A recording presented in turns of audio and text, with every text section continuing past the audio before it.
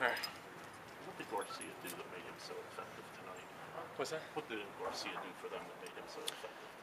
I mean, he makes up his pitches. He's around the strike zone. Makes it up pretty well.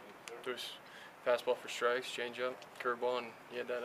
I didn't see that cutter slider, but apparently that was working pretty good. So we could have made a few adjustments, but when you're trying to stay through the middle and the guy's on his game and you roll over a couple, then there's not much you can do about it. How did you feel in the field at first tonight? I felt pretty good. I just talked to their first base coach and say, if you see me do something stupid, then grab me and tell me to go somewhere else. Because in Anaheim, I held on a runner at on first base with a guy on second, so I'm kind of aware of that. So I'm going over plays in my head. Is that a steep learning curve, that position with all that goes on over there?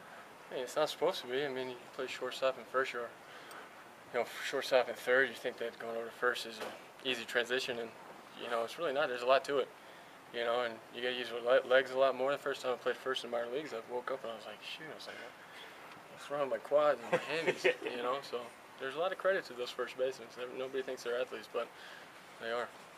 You talk about the pitch you able to drive the run in with, where it was, what you were looking for.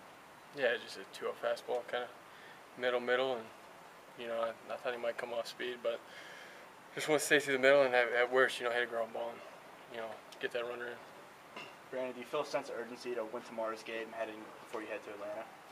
No, I mean there's a lot of hype about this series, but to us it's baseball. I mean I think that the first 3 or 4 series of the season are just as important as these ones right now. It just so happens to be that we're in a race and the Cardinals have a good club, and our records are pretty close. I mean, but it's July what, 25th, 4th, 3rd?